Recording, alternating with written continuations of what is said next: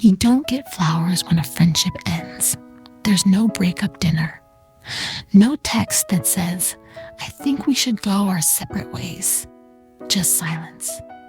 One day, you're sending each other voice notes at 1 a.m., and the next, you're strangers who still follow each other but haven't spoken in months. And it hurts. More than people admit. More than we know how to explain. Because friendship grief is invisible. No one tells you how to mourn the person who once knew your whole world, but slowly stopped showing up for it. They don't prepare you for the moment you realize.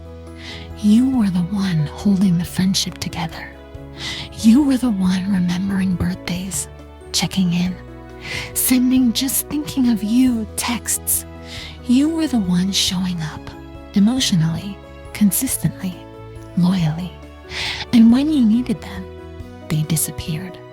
And no one around you says, "Oh, I'm so sorry you lost your best friend." Instead, they say, people drift. Life happens. You're being sensitive. But here's the truth. When someone you considered your emotional safe place stops choosing you, that's heartbreak. Even if there wasn't a blow-up. Even if it just faded. Even if they still watch your stories. You start questioning everything. Was I too much? Did I ask for too much? Was I annoying, needy, clingy, too emotional? But the real grief is deeper. It's about feeling emotionally dropped. About realizing you shared the deepest parts of yourself with someone who couldn't hold them. And now, you feel like your feelings are too heavy. You stop reaching out. You become smaller, quieter, lonelier. Here's what I want you to hear. You didn't mess up. You didn't break it. Some people don't know how to stay for the version of you that needs, not just the version that gives. You deserve people who ask how you're doing and mean it. People who make space for your emotions, not just their own.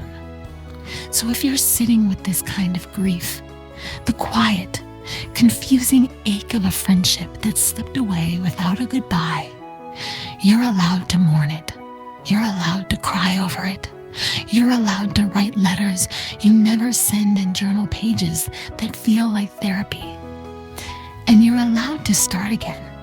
You don't need their closure to begin your healing. That's why I created the Unfriended Journal. For the grief no one talks about. For the words you never got to say. For the part of you still wondering what happened. It's a 30-day journey through heartbreak, reflection, and healing. If this video spoke to you, you're not alone anymore.